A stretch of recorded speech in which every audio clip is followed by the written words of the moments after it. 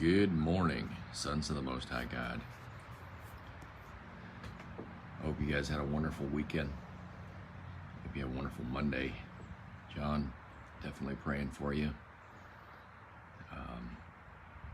That's a really unfortunate situation. As a first responder, I'm afraid I've responded to my share of those, so I do pray the Lord's peace over you.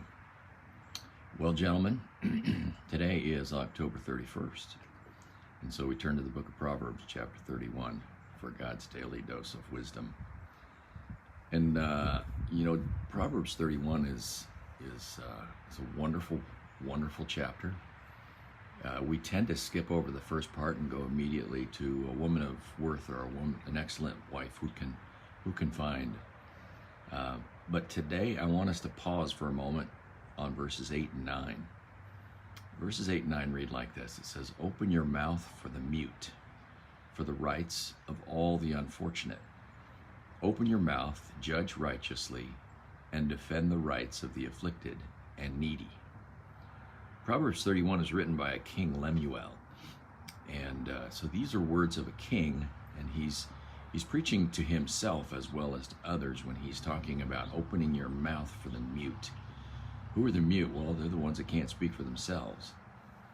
They're the ones who are defenseless because, well, they can raise no defense.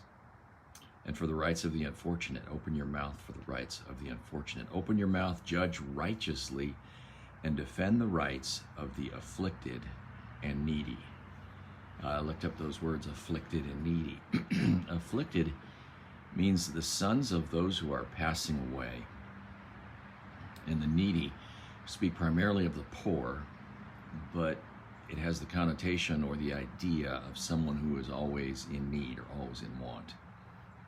And the king is preaching to himself, and he's preaching to us about God's heart towards those who are downtrodden, those who are orphans and widows, those who cannot speak for themselves and raise a defense for themselves.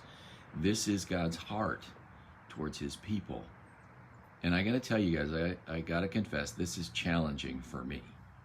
Not because I don't care about the afflicted or the needy, but because God is speaking to me and telling me, okay, Ken, who in your life do you have that is one of those people that is always constantly coming to you, always, maybe he's a little bit on the outside, hard to make friends, a little awkward, a little odd, a little difficult, maybe not a little, maybe a lot difficult.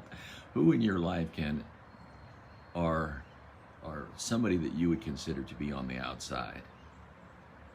My heart is towards that person, and I need your heart to be towards that person too. God's heart is a heart of compassion. He takes the gadfly, the person who is a little weird, a little off, a little different, and he embraces them. And God wants me to do the same. And honestly, guys, it's difficult for me.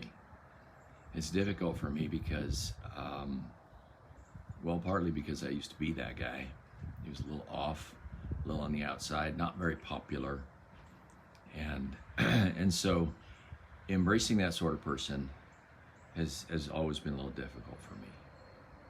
But by God's grace, I will embrace those who are a little difficult for me today, a little on the outside. I will open my mouth for the mute and for the rights of the unfortunate. And I will open my mouth and judge righteously and defend the rights of the afflicted and the needy. That's what God is calling me to do today. And I pray that that would be our attitude every day of the week, that our hearts would be towards those whose society turns a blind eye to, whose society turns its back to, and says, I don't want to be a part of you. You made your bed, go live in it. That sort of thing. That's not God's heart. Jesus came for the lost, the broken, and our heart should be towards those as well. I love you, brothers. I hope this helps. I hope it challenges somebody like myself who needed to be challenged today. I hope we can apply this and we can all have the heart of God. Have a wonderful week, guys. Have a wonderful Monday.